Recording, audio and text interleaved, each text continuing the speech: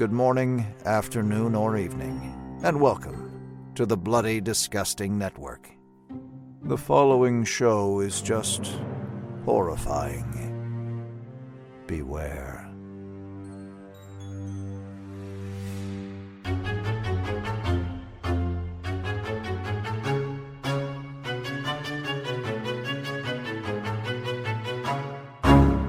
Sheriff, you're not cheating on your wife if you eat my lemon square. Your lemon squares taste like ass.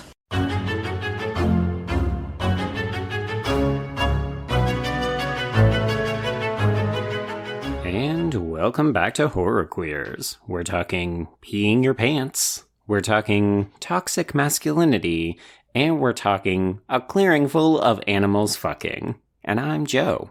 And I'm Trace, and we're talking one horny tentacle monster.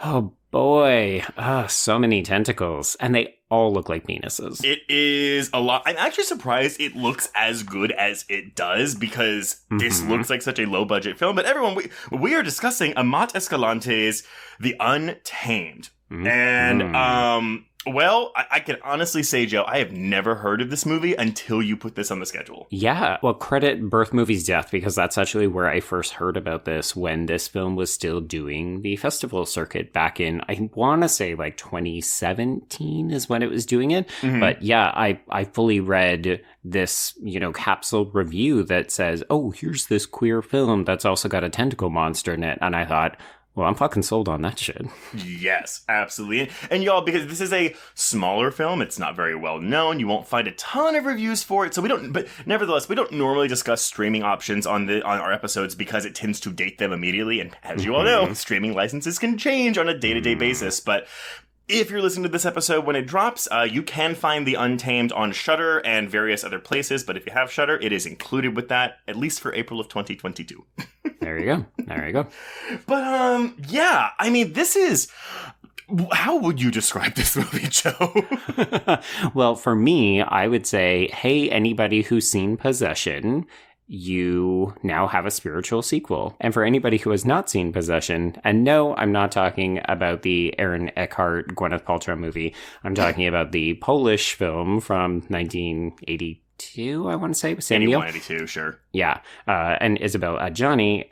Basically, this is a Mexican film about an alien who reveals people's sexual desires, and then it totally fucks them up. But it's really not the alien's fault. Well, we don't really know, though. We don't know if this alien has any grand designs, or if it's just looking to fuck, or if it even knows it's hurting people. But, okay, I don't know if you saw this, but do you want to hear my description of this film? I want you to lay it on me. This is like if Closer were sci-fi, but instead of Julia Roberts cheating on Clive Owen with Jude Law, it's Owen who is cheating on Roberts with Jude Law, who is actually Roberts' gay brother, but then Law makes friends with Natalie Portman, who is only able to come from a tentacled alien monster. That is very reliant on people knowing Closer, but yes. I was like, what can I compare this to? Or is it its own unique beast? Maybe. I mean, it is a beast, yeah. It is surely something. But yeah, it is explicitly queer.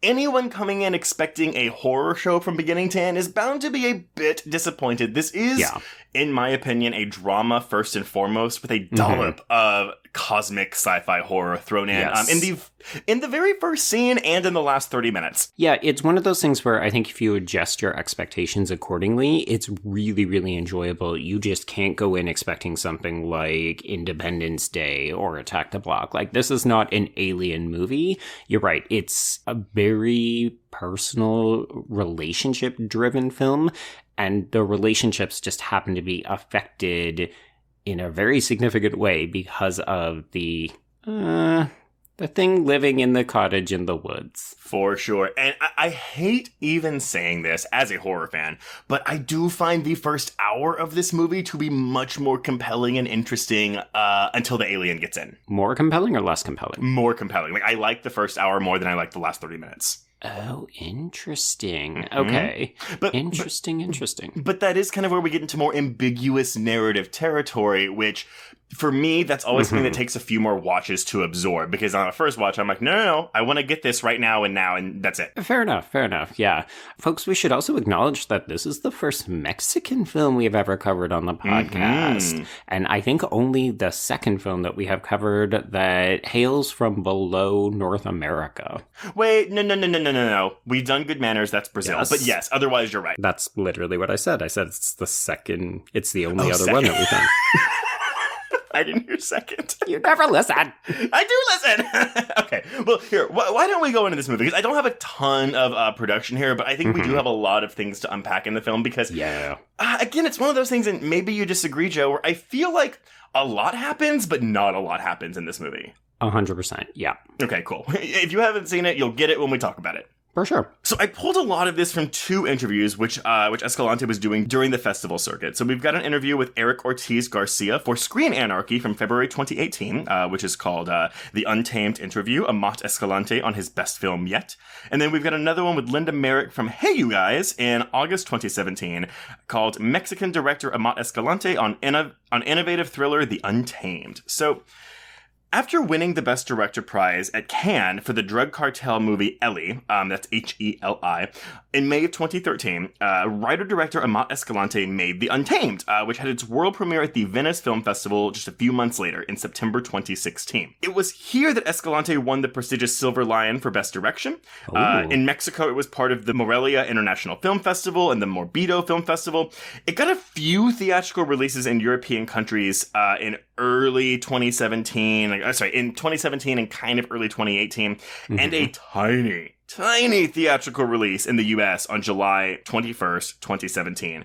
That was 1 theater with an eventual expansion to 8. Wow. I mean, this film is definitely art house, but it's not like it's inaccessible. Like, this is a very easy to get into film. So I agree. And it was funny because when I posted about watching this on my Twitter, someone from Mexico tweet replied me and was like, oh yeah, I went to go see this in theaters when it came out in Mexico. And half the theater walked out about 45 minutes in. I'm interested to clock that at the plot. Well, so I did. And I was like, nothing. Because while I'm watching, I'm like, okay, well, I'm guessing we're going to get some weird, freaky tentacle sex, which we do, but not really right then and there. It takes a bit to get there outside of that opening scene. Yeah, I mean, I thought perhaps that it would happen earlier because there are some very graphic depictions of sexuality. Like, this is maybe one of the most sexually explicit films that we've actually covered on the podcast, which, you know, I fucking love, because let's get out of the sexually repressed United States. But yeah, I mean, really, that's the only other thing that I would have thought would have riled up some feathers. I agree as well. And everyone, if you haven't seen it, it is the gay sex scene where you do see a penis head. So bravo. I mean, the alien sex one is probably, I think, the most graphic. But yeah, we are seeing dicks, we are seeing boobs, we are seeing vag. So it's like, here's your gamut. How funny is it, or how weird or bad is it that it's baked into me that I assume that normal audiences would balk more at an anal sex scene between 2 men than a tentacle alien sex scene between an alien and a woman? I mean, we'll get there. We'll get there in both cases. Yeah, so this film does eventually get a Blu-ray release in November 2017 in the States, and it finally hit streaming services in August of 2020, 4 years after its festival premiere. Now, when it comes to coming up with the concept for this movie. So, to give you an idea of Escalante's filmmaking headspace, his influences are Stanley Kubrick, Roman Polanski, David Cronenberg, Luis Buñuel, and Lars von Trier. Oh, I can see it all. Yes, but he has listed Andrzej Zulawski's, and I hope I didn't butcher that, apologies if I did, Possession, Joe, as his main influence on this film. Yeah, you can definitely see it. And folks, Possession is probably my most anticipated film to cover on this podcast. I think I've referenced it a couple of times. The sad fact is that film is also very difficult to find, except for on very, very expensive Blu-rays. I know, and the Draft House actually showed it for a Terror Tuesday a couple years ago, right before the pandemic, and I didn't get to go, and I was so mad. I mean, honestly, this film is so comparable to it. Like, when I saw that he was directly referencing that, like Escalante was referencing Possession in this film, it was like, oh, click, yep. Mm-hmm. Now, okay, I've read somewhere that someone was like, oh yeah, he even dedicates the film to possession. Is there a title card that says that somewhere? Did you catch that? I think it's in the end credits, but I didn't personally see it either. Okay, cool. Yeah, I didn't either. And I was like, well, where the fuck is this thing? But when Escalante was finishing the editing process of Ellie, he was attracted to the story of a woman who must deal with her sentimental and social situation, which that's okay. That's pretty like generic, but yes, let's start with that. The first image that came to his mind was the cover of a local newspaper, and I am going to drop some F slur here, so forgive me, but just a heads up. In this newspaper, there was the photograph of a drowned man in the river, and the big headline, Ahogan Ahotito, which translates in English to fag drown. Oh, God. But it wasn't until he looked inside the newspaper that he saw that he was not only a gay man, but that he also worked as a hospital nurse, helping out all the patients. But because apparently the newspaper was only interested in his homosexuality, he ended up being denigrated by the newspaper, offended, and essentially killed just because of his sexual preference. Yeah. Now, because the newspaper was more interested in his sexual orientation, which says a lot about the society that Escalante lived in, and again, Mexican culture, not the most queer-friendly of spaces. There we go. Yep. But it was that aspect that inspired him to tell this story. Important to note that there was no science fiction or creature elements at that moment when developing the script. Oh, really? I know, right? Like how it makes sense. And I think as we go through the plot, we might be able to figure out like, okay, like where would this have gone if there wasn't a creature in the movie? Right. Yeah. But once he got 2 drafts written with co-writer Gibran Portela, he stopped getting motivated by that particular story, meaning like the gay bashing story, because he quotes, "It is such a shallow thing to be prejudiced against homosexuals. I was stuck and bored by this premise." I mean, I love it, and also, okay. I am of two minds, because on a level, I'm like, I get it, right? Like, why do we just want to see another one of these stories? Like, why do we want to see another story of queer trauma, queer violence, and things like that? But at the same time, when we get into, okay, cool, so we're going to, spoiler alert, kill off this character. Right.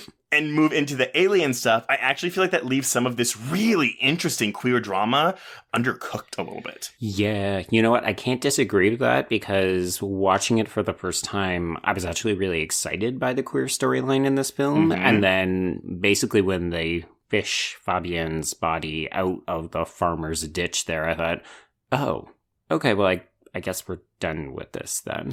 Yes. Sad face.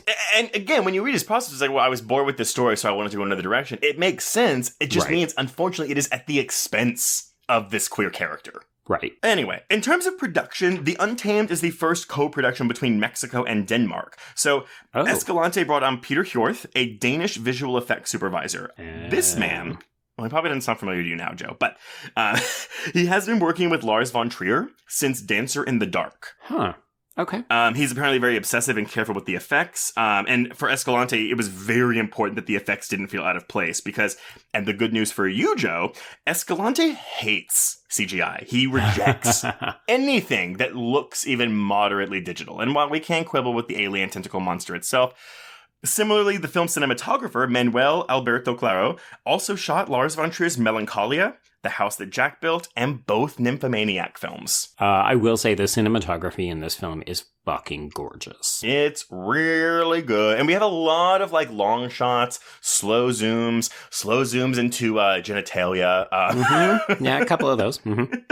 But yeah, no, I mean, that's really it. I don't really have a lot of release and box office because it just wasn't, I mean, it made like, a couple of $10,000 in its theatrical run. But this is ultimately, I don't know if I would go so far as to call it art house. I do agree with you that it is a lot more accessible than I would have anticipated given the plot. But at the same time, this is a slower burn with some really bizarre aspects to it that I imagine would be challenging to a lot of viewers. Yeah, particularly if you think of the art house crowd as traditionally being driven by drama, they might go into this and say, okay, I'm intrigued by all of the relationship stuff, but then there's a creature that I have to contend with. And I think for horror purists, they're going to come into this saying, well, where the fuck is the creature? Yep, exactly that. Which I actually didn't find myself doing that. During this, as I said, I found the human drama much more involving. Right. So it was only when the creature was introduced again where I was like, can we get more of this, please? Yeah, I thought it was mostly well balanced, if only because the creature is used so sparingly that when it does show up, I'm like, oh, interesting. And then we're cutting back to relationship stuff. So I can definitely understand why you felt like the last act teeters over that line, because it is very much like, creature, let's get into what's going on at this fucking cottage in the woods. Yes. And before I pass it over to you, Joe, I should mention that the Spanish title for this film is La Región Salvaje, which translates to the wild region, which could be the area they are in.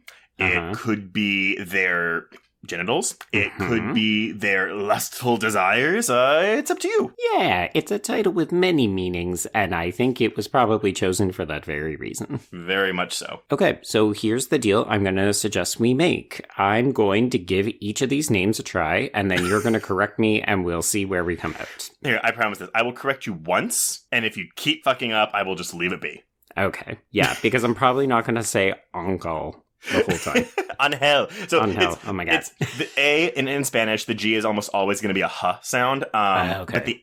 But the accent is over the E. So it's instead of Angel, it's Angel.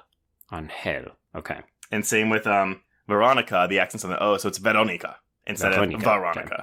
Yeah, I mostly just tried to do them as French sounding because that's kind of how it ended up coming out for me, but we'll see. So for Fabian, would you normally say like Fabian? I literally put an H into my notes so that I would say Fabian. So you're putting the accent on the first A, Fabian, but it's Fabian because the accent's on the second A. I can't. It's okay. It sounds like I'm doing an Antonio Banderas impersonation and I can't. So I already corrected you once, so just go ahead and say them and you're good. Okay. All right, so the film opens, like, right off the bat, folks. It's, hey, we're in space watching a giant asteroid slowly float towards Earth. For, like, a full minute, by the way. Yeah, I thought for a moment that my streamer had frozen. I was like, is this moving? I can't even tell. Then we get the title card. And then we open, it's basically like, oh, did you want space? Oh, did you want monster? Here, we'll give it to you. And then I'm going to actually do what we want to do. So we open with Veronica, who is played by Simone Bucchio. And she is masturbating in a cottage. And it's only after a second, like your mind needs a second to process it, that you realize she is forcibly shoving a tentacle into her vagina to masturbate. Okay, so question for you, because I could almost see this scratching your in media res itch, because it's giving us this taste of the sci-fi horror that some people are probably going, because the premise of this film includes the mention of this monster. So you ideally know going in that you are getting it. Right. But we get this one taste of it, and then we don't really get this thing again for another hour. Yeah. Do you think that was a conscious choice to be like, well, we gotta give the fans what they want, so let's just prove to them that we will come back to this later? Or do you think there was ever a time where they thought, no, let's just save it for the end? Well, it's interesting because, I mean, this is me doing it all off the top of my head because I only just learned that the monster wasn't always part of this plot, but I could easily imagine inserting this after the fact when you say, okay, we need to introduce this so that we can pay it off slowly over the course of the film. But I feel like the film could probably work even if you don't have this scene, if you're just looking at it as a relationship drama, because we don't need to know that Veronica is doing something a little bit sketch in the woods. I agree. And I was trying to think about this in my brain, right? Like, do we need this scene here? Is it completely necessary, or could the film be fine without it? Now, it would recontextualize everything afterwards on a first watch. Right. Because you wouldn't know what she's talking about whenever she's trying to get Fabian there, or whenever she's trying to get Alejandra there. So on a level, I'm like, I think you do need this scene, because I do think you need to know what it is. Otherwise, it makes the reveal of this monster too much of like a reveal. Well, or even a what the fuck is that? Where did this come from? Yes. I also think, too, it would preoccupy the viewer's brain too much in the first hour, because you're going to be thinking, what is it? What is it? What is it? When you should be paying attention to what's happening on screen. Right. And to be honest, this is just oh, it's such an amuse-bouche, right? Like, we're seeing a tentacle, but we still have no idea what the creature looks like, and we won't see it until that full-on explicit sex scene. Yeah. So just, sounds so weird to say, just the slightest glimpse of a tentacle was enough to excite me and leave me satisfied until I got more later on. I felt the exact same. Because honestly, like, you go into this movie, like, the cover art is a woman on a mattress who looks terrified at something off-screen that's coming towards her, and it's literally a still from the film of Ale sort of recoiling from something, and you're like, okay, well, I know what to expect, but also you have no idea what it looks like. So I love that we're going to give you enough that your imagination can spin out, but then also you need to come back with us. Yep. Okay, so she's having a good time with this tentacle, but also it didn't occur to me until after I had finished the film. When you go back and rewatch this scene, she is forcing it. It doesn't actually want to be pleasuring her. It is trying to pull away. And that's ultimately why she ends up getting injured. Oh my God. I'm really glad you told me that, actually, because when I was like, oh, it actually kind of defeats the purpose of what I said earlier, but we don't know the alien's motivations, because that bit alone is enough to be like, yeah, consent. Yeah, basically. And we'll get more from the Vega. That's the old pair that own this cottage and presumably have been kind of housing this alien. We get little snippets about its psychology, but it's also not quite enough to answer all of our questions. Well, and we will talk about the what this creature represents later as we get into it, as the film starts devoting more screen time to it. But again, going with my theme of like, I mean, I'm viewing this creature as like either a representation of addiction or again, you're like lustful like desires, and so it's like you can enjoy those things just like an addict can enjoy the drugs they're doing on a whatever their basis is. But the second you start forcing it, or if you like just do it when it's not necessary, well, necessary is probably a bad term for this, but that's when it starts getting dangerous for your body. That, and I think once you realize how pleasurable it can be, it starts to occupy all of your mental headspace, right? Like people who encounter this creature come back changed, and it's partially a psychological element, like what it does to them, but also it's how much they want to do it again and how unimportant everything else is as a result. I don't know if it was on Sex and the City or something else, but there was an episode where Samantha was fucks a tentacle beast. No, because one of her fuck buddies wants to do ecstasy or Molly with her, MDMA, and someone told her, either this is in the episode or someone told me at school when we were watching it, but like, I'm sorry, I wasn't watching it at school. I'm just on my laptop in class watching Samantha fuck this guy on Molly. Yes, but it was like, don't ever have sex on Molly because it will ruin sex for you, because you will never be able to have sex that good again. Right. And that's the entire thing I got from here, right? Like, sex is so good that you will literally get rid of all your human connections and anything just so you can go live in this ecstasy that this creature is providing you. Yeah. And then I love the way it impacts different people in different ways as well, because, you know, I have questions about this older couple, the Vegas. Oh, yeah. How are they sort of able to resist some of this? And there's a suggestion that they don't entirely, but also I'm fascinated. Well, but because they're not malevolent, right? Like, but it's like, well, why do you keep feeding this thing? Not feeding, but why do you keep bringing people to this thing? Right. Because they think, it likes it, like we're trying to make it happy, but it also could be dangerous. But like, what are they getting out of this outside of a lot of animals coming to fuck in their crater? Well, I think that they are the original victims / recipients of its gifts, and as a result, they, just like Veronica, are obsessed with it, right? But it has long given up pleasuring them because it has gotten bored with them. Right, but then why do they want to... But what does that matter to them? Why don't they just move on with their lives and stop? Like, why do they want to make this thing happy by bringing more people to it? Well, to use your metaphor, they're still addicted to it. So it's like living vicariously through other people. Yeah, like they don't want to give it up on the off chance that maybe they can ever get another fix. Okay, I will buy that. Okay. So all this to say, so this cottage is owned by Marta Vega, who is played by Bernarda Truba, and her husband, who doesn't have a name. He's just Mr. Vega, and he is played by Oscar Escalante. And I think he might be related to the writer-director. Just by last name, you think? I'm totally guessing based on last name. Yeah, I have no idea how popular a last name Escalante is in Mexico. No idea. All right, so you know what? Someone's going to let us know. So these two basically kick Veronica out, and then they clean up these bloodied sheets. And I love, like, this opening scene is such a good example of how the storytelling will progress. There's a lot of showing and not a lot of telling here. Mm-hmm. So they're cleaning up these bloody sheets, and I was like, wait, what the fuck happened? And it's not until we actually see Veronica sort of like stumbling out into this misty field to her bike, and we see, oh, she's bleeding from a wound on the side, but we have no idea how she got it, except to presume she was just fucking that thing. So clearly something happened, but we don't ever see it, and she never explains. Yes, and yeah, if you were watching this movie half paying attention, good luck to you, because it's not a confusing movie, but exactly what you were saying, the way it is structured and edited, like we get a reveal of something that we have no idea how this reveal happened. Mm-hmm. And then we'll cut to another scene. Not necessarily like a jump back in time. It's just another scene that somehow fills in some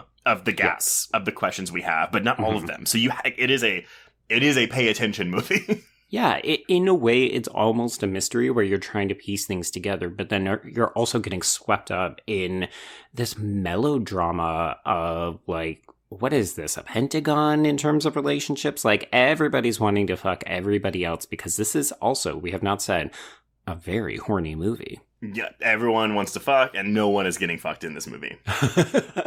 Or fucked in the wrong ways, yes. Yes. Okay, so that is our opening scene, and then we transition to a new character, Alejandra, who's played by Ruth Ramos, and this is such a fucking confronting introduction to a character. She wakes up in bed as she is getting fucked by her husband, Angel, who is played by Jesus Meza, and he basically just wakes up and starts fucking her, and she looks like she's enjoying part of it, but then also not, and then he finishes, and she clearly has not had a happy ending. Not at all. Also, you're gonna really hate me, because the accent on Angel is on the first A, so it's Angel. I hate you. I hate you.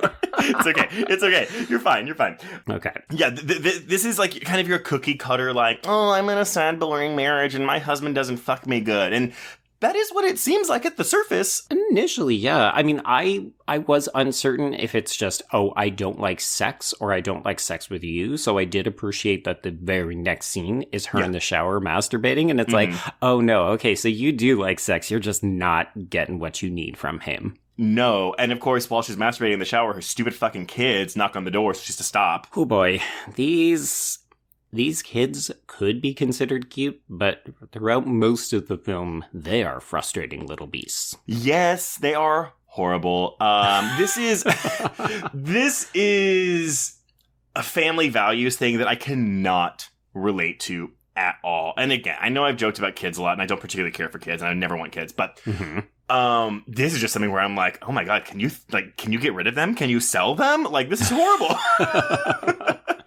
Well, I mean, the biggest challenge here, and, you know, we can talk about the themes of misogyny and toxic masculinity and sexism and that kind of stuff, but these opening scenes do a really good job of establishing what the gender relationship is like between husband and wife in this particular household. So after she is, you know, called out of the shower, they sit down for breakfast, and we see that the youngest son, Jacobo, he has a chocolate allergy, and he has gotten into candy, and Angel is basically blaming Ale for all of this. He's like, oh, well, you shouldn't have let the candies out. Okay, well, I don't have time to take the kids to the hospital. You're going to have to do it because I've got to go to work. I can't afford to get fired. And also, like, clean the house and do all the other fucking shit. And you're just like, okay, wow. So the wife is super subservient, and this husband sucks, and these kids are not being disciplined. Like, they're kind of running rampant over this household. Yeah, and that sexism and kind of prejudice against women in general, that's definitely something that Escalante really, really wanted to hone in on in this film. On the subjects of sexism, sexual repression, discrimination against the queer community, which we'll touch on later. Right. And the jealousy that comes with a relationship. He wanted to tell something bigger and more ambiguous. So he was really intent on being ambiguous, and I think it's one of those things, too, where it's like, well, yeah, because you as the viewer walk in with a lot of your own baggage. So if a film is more ambiguous, then you're able to fill in a lot of that yourself. But he says, sexism, homophobia, physical violence, and hate against women undeniably exists in countries like Mexico. It actually is a part of the culture. But when questioning the violence against women, you think in rejection and hate. If you are attracted to or love something, you don't kill it. So he wanted to explore with this movie especially, but also some of his other movies, where does that hate come from and why? Why do people hate so much? I also like that you said he doesn't want to make this necessarily simplistic, because I think you could misconstrue that you know everything about this couple from these opening scenes, like, oh, I've got them pegged, but both of these characters will actually surprise you over the course of the film. They are not cookie cutter, and this relationship is not simple. No. Unfortunately, if you're wanting a really satisfying conclusion in traditional narrative terms, the film is a bit anticlimactic, which is ironic given the subject matter. This is true. I guess also the viewers don't get off in the end. No. So worth noting, in between the shower and the breakfast table scene, we do actually cut back to Veronica. She goes to visit a nurse at the hospital. This is Fabienne, who is played by Eden Villavicencio, and she tells a lie that her wound was because she was bitten by a rabid dog, and I got the impression he doesn't fully buy it, but he's also willing to go along with it because they have like a kind of cuteness to them. Like, they're both young, they're both attractive. He's obviously gay. She, question, who knows? But they get along well. I mean, it's like a little meet cute, but a platonic meet cute. Yeah, there's a moment later, like when she comes back for the follow-up, where I thought she definitely seems to be flirting with him, but then I wondered if it's maybe she's just assessing his level of sexuality, because at that point she really is already planning on giving him to this monster. Like, she's got her eyes set on him. Right, but again, for her this isn't a bad thing. She's giving him a gift. Well, it's a gift that in his case unfortunately does not pay off well. Right. But what I'm trying to say is her intent is not, cool, I'm going to give you to this thing, because she doesn't want to stop going to this thing. She wants to keep going to it. She's actually not happy that someone has to take her spot. Yeah, and that's actually one of the most fascinating things about this movie, and specifically the creature, is like, we get the inference that there is danger associated with this because of what happens to both Veronica and Fabienne. But at the same time, it also seems like the monster is mostly just there to sex you up. Yeah. But I also have questions about, I mean, we don't talk about it, but like the ethics of a nurse like going out with one of his patients. I feel like there's a divide there that isn't ethical. Yeah, I don't really know, unless he's maybe just kind of manning the walk-in station or something. So it's like, well, I may never see this person again, so I should be allowed to see them. Like, if he was a doctor, I feel like it'd be different. And that's not a value judgment about nurses versus doctors. Right. No. I get what you're saying. Yeah, I'm guessing I'm going off what because my husband, does like counseling work. Right, and then it would be improper. Yes, exactly. But I guess well, whatever. It's fine. I'm good. I'm moving on. Nurses, let us know. Yeah. Okay, so important to note that Angel, instead of going to the ER to see Fabienne to take care of this chocolate allergy with the kids and help his wife and be a good supportive partner, he does go to work. And what we see of him at work is he is wrestling with a male coworker and dicking around on his phone. Mm-hmm. And in case you didn't get the whiff of machismo, as they are wrestling, one of the other workers says they fight like schoolgirls. Yeah, a lot of and again, it's not full on homophobia yet, but if you are gay and you've witnessed this kind of play between men or dialogue between men when you were growing up, you can pick up on it really fucking quick. Yeah, I mean, like, there's a scene almost immediately afterwards where Angel and all of these guys go to the bar and, they're joshing around like it could just be they're having a good time, they're getting drinks after work, except then one of the guys lures in this female waitress so that he can kiss her without her consent, and it erupts into a bar fight, and you're like, these guys are just assholes. Speaking of assholes. Yeah, so interestingly enough, while they are at this bar, we see Fabienne come in, and he and Angel seem to lock eyes, and then it's almost a smash cut to the two of these guys going at it. Like, we are talking full-on fucking, and it's a flip-flop. Oh my god, I wrote it's a flip-flop in my notes. Yeah, initially I was really disappointed because I was like, oh, it's the obviously queer one who is slightly more... I don't know. I wouldn't even want to say effeminate because I didn't know that Fabien was queer the minute I set eyes on him. Right. But we know that he is. And Angel is the one who's married with children and he presents more traditionally masculine. So I was like, wait, well, of course, we've got the typical tops and bottoms as a result.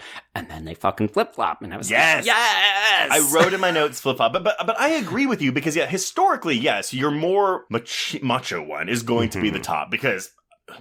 I mean, again, if you're on the apps ever, it's like, wow, like a lot of really, really macho men and men who are out and gay, like out and proud gay, still have issues with bottoming because it's, you know, too gay or whatever, cross some fucking line they can.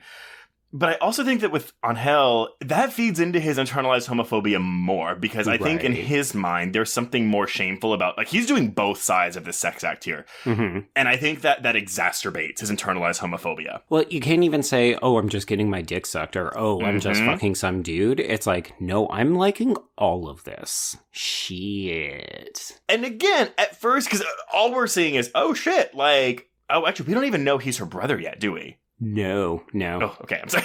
I'll bury that lead. So at this point in the narrative, we're just like, okay, so Alejandro's husband, Angel, is secretly gay, and he's fucking this really hot nurse, Fabian. Yeah. Okay, that's where we are. Yeah, like, it's surprising, but then you realize, oh, okay, well, maybe that starts to explain why he's less invested in the childcare, and, you know, we can spin off into a million speculations about a character who hasn't really talked about their sexuality. So again... This is kind of masterful work by Escalante to use our projections and our expectations against us. Like, we thought we knew what was happening within this heterosexual couple. Oh shit, maybe not so heterosexual. But now we also don't know what is going on with Angel. Like, is he actually gay and he's just, like, living this life? Or is there something more to it? And... yeah, I mean, I was happy that the film continues to explore and do different things with these relationships. Agreed. Okay. So, after the fucking, we have a conversation, and this is kind of the most we get of Angel up to this point, like, where he's actually candid, and he talks about why he doesn't eat meat. And I don't think it's a hugely important scene. Like, it pays off a little bit later when we meet his mother, but it does give us some better insight into, like, oh, you would think this dude would be, like, all about the meat, all about the traditionally masculine things. And he talks about how he was basically traumatized when he witnessed his father hit and then gut a deer as a child. So now he doesn't eat meat at all. It's so funny, too, because he's like, yeah, he cut out his intestines, he fried the intestines, and I ate them, and I threw them up. And I was like, because tripas are a very common dish in Mexico. Okay. But, yeah, this to me just played, I mean, like whether or not he knew he was gay at the age whenever he had this experience, this was at least definitely factoring into his lack of machismo, and it already is starting that toxic path for himself as he continues to grow older. Because men eat meat. Men eat meat, and also, if you think about the age at which he had this negative experience, that's also maybe around the time that he was starting to question his sexuality. Like, again, me projecting, but I'm thinking, oh, okay, if he was nearing double digits, that's around the time when you start to realize, maybe I'm a little bit different, or you might even already know. Yep. So, that's the end of those two for a little bit. So, we check back in with Veronica, and she is vomiting and looking generally shitty. In my notes originally, I had, oh, but she's still doing well enough to check out the hot dude that, like, lives in her house or that is her boyfriend or her husband. And again, you have no idea who this dude is until way later in the film when you realize, oh, he's just another guy who lives in this kind of commune that she lives at.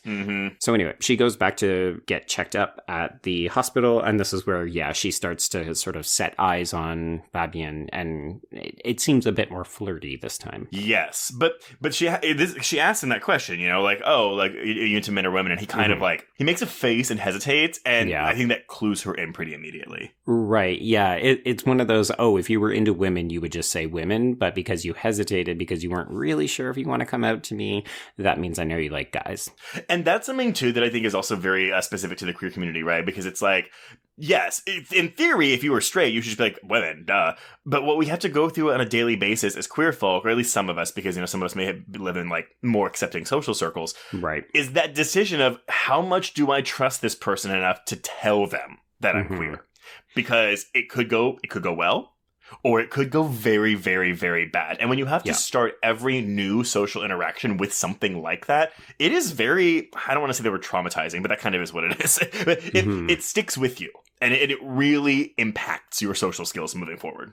Yeah, I found even in accepting societies, like I've always lived in big cities and I haven't really had to be afraid in the same way that a lot of other queer people have. But I found it exhausting. Every time I meet new people, I have to decide, okay, when/do I at all have to come out to these people? Like, it got to the point where I would resist it and just not talk about my personal life for a lot of the time. And then it got to the point where I flipped and I would just like be talking about, oh yeah, my husband, Brian. My husband, Brian. I just got so sick and tired of having to come out all the time. You're gonna hate this. We had a new guy at work, and I was trying to find. I wasn't hitting on him or anything, but I was trying to find a way to. You were trying to figure it out. Yes, and basically, I was telling a story, and I said something about some interaction I had, and he was like, "Why'd they say that?" And I went, "Because I'm a faggot." Oh my God, Trace! And immediately, as soon as I said it, I was like, "Joe's gonna hate me." Terrible. But that was the thing. I'm like, okay, like I'm a little nervous to say it, but I'm gonna use this really harsh word and reclaim it and like shock the fuck out of him, blah, because that's what some people do. And out of curiosity, did it work? Did you get your answer? Oh, I mean, like he was fine with it, but like he was definitely taken aback by my use of a very bad gay slur. Oh my God. It's like, oh, I was confronted by this angry gay man at work today. It was very odd. I'm sorry, Nick. Nick, we apologize. Okay, let's jump back to the cottage. So we've got Marta espousing that she doesn't think that Veronica should be visiting anymore. And this is what she's saying to her husband. They're having this kind of idyllic date leaning back against this tree. And as she says that, then she takes her husband's hand and she puts it on her thigh like, how about you give me a little diddle as we have this conversation about how we don't want that young woman to come back and fuck our tentacle monster anymore. I mean, honestly, wouldn't this make a great double feature with X? Not bad. But that's kind of why I read the Vegas the way I do, because they're clearly still sexually active, but they shouldn't be, engaging in foreplay as they're having what appears to be a relatively serious conversation. So I read it as, oh, they think about this thing and they start to get a little bit of hot pants action going on. Horny. And this happens to be when Veronica arrives, and they basically warn her away by saying, you know what, like, you just shouldn't be here. It's not good for you. And then she kind of name drops, oh, I've got this new person, Fabien, that I think might be suitable as a kind of replacement. Yep, and the beginning of the end for poor Fabian. Yep, he will never know what has hit him. So we check back in at work as Angel is desperately checking for texts, and it's very obvious at this point now that he is looking for messages from Fabian. And Fabian's not there because he's currently being courted by Veronica. She's putting the moves on him. So they're trading stories about their respective relationships. And I kind of like, almost as a follow-up to the conversation we just had about like real life, sort of like sussing things out about people, they're both talking about the relationships that they can't fully commit to. It's just really funny because for Fabien, he's talking about his closeted lover who is married to his sister, as we will come to find out. And Veronica is like, oh, well, I'm just fucking a tentacle beast. But they have comparable relationships, which is really funny. Like, Fabian's like, not dating, but fucking this emotionally abusive. Because again, we don't ever really get to see how Angel, like, treats Fabian at these social circles. No, like they don't actually ever interact in front of other people, so we only get to see either the kind of relationship drama which makes them look like a couple, or we see Angel's texts, and they're fucking terrible. Like, I really want to... We hear how he talks about Fabian in front of Ale, but we don't get to see it actually happen, like when all three of them are in the same room together. Yeah, and that's actually where we're up to. So we're up to one of these two kids' birthday parties, and it's basically just a trash fest where Angel wants to... Initially, he's very much like, oh, is Fabien going to be coming? And you can tell it's because he hasn't heard from him, so he wants him to show up at the party for his nephews. And then when he learns that Fabien might be coming with Veronica, that's when we start dropping the S-slur to his fucking sister. Yes, he calls him a super faggot, and he says his gayness might rub off on the kids. And... oh God. I really, really, really hate it when I hear people talking about like, oh, look, your kids might catch the gay or whatever, because, I mean, obviously you and I know that's not fucking possible. Nope. But it's so frustrating because like when you hear someone talk about that, well, it's worse because this is a gay man. This is a gay man who is rejecting his identity. And I don't know if Escalante is gay. I could not figure this out. And so I don't know if he has any personal insight as to where this character was coming from, but nevertheless, let's assume he doesn't. He continues in this interview, about the themes of the film, he talks about all those different themes: sexism, sexual repression, discrimination, jealousy. He began to connect everything, and it made sense for him to do that with the character of Angel, the husband who shouldn't be married to a woman because he's gay. He wanted to explore him, which is why he includes scenes with the mentality of his mother and father in the back half of the film, which we'll get to in a bit. Right. But that's where his rage comes from. So again, this is tying to the idea of like, why do people have this rage? And we can limit it to just his parents, but also just society in general. What Escalante has been addressing throughout all of his movies is where violence comes from, where hate and rage come from, and with the Untamed, he wanted to look at the violence between men and towards women as well. Linking society's views on sexuality, when a man isn't free to be himself and is forced to be with a woman because of his parents or religion, it's not going to end well. Not just for his immediate family, but for society as a whole. In a society like Mexico, he didn't want to tackle the subject under a more ambiguous angle. This is why this is the most explicit part of the film, especially once his parents come in. Okay. Certain themes and preoccupations have been in all of Escalante's 4 movies. Jealousy, the expectations of society around how you must represent love and life, and the frustration of thinking there's nothing else outside of what society, parents, or church dictate. Ooh, that's a big one. Breaking with that is always the way in which a person can try to be more complete. Those themes are dynamic and stimulate the characters to be more unique and freer individuals, which is also why some of them will go towards this tentacle monster willingly, because they are trying to be more complete, and they find that in this creature. Right, and stepping outside of the boundaries of what is expected of them and what they are told is normal, right? It's like, oh, I did that, and all of a sudden I found the greatest pleasure I've ever experienced in my life. That's the thing. Even going back to just like tradition or the way things are, I've never ever, well, I say never, that's a lie. I like tradition. That's a big statement. Well, tradition is comfortable, right? Like, there's no surprise. You know what you're getting. This is what we do. That's how it always is. I am not opposed to that. Obviously, or else we wouldn't be married. Yes, exactly. But I am opposed to when those traditions start hurting people and or a single person for that matter. And that's always something that I've never been able to come to terms with people who use religion or tradition as a way to justify bigotry. And I'm just like, but you are hating a person. You are hurting a person, be it emotionally, be it physically. And I never understand that justification when those things are involved. And I don't want to go too much into this because like it's a friend and blah blah blah. But like I have a very good friend who she's Mexican. She's got a Mexican husband, Mexican kids, and she is very happy in her marriage and her relationship. But like she's also got a husband who is very strict with some of these traditions, especially when it comes to ideas around being queer. Okay. And I remember one time I asked both of them. I was like, because he's really nice with me. Like, I've never seen him. He's never been rude to me. And also because, I mean, he knows I'll fucking clap back at him. But yeah, you'll yell a slur at him. Yes. but I remember asking him, I was like, what if and at this point his son of 4 children was 2 or 3 years old. And I was like, what would you do if your son was gay? And his face just turned immediately. Oh, no. And it was like, oh no. Like, And he didn't like go into detail, but it was basically like that would never happen. And if he Right. was, he wouldn't be my son anymore. Like very much one of those kind of shit. things. But it's a thing where it's like, you know, I'm watching this person who I do have a modicum of respect for, but I love his wife. Like his wife is like one of my favorite people in the world. Right.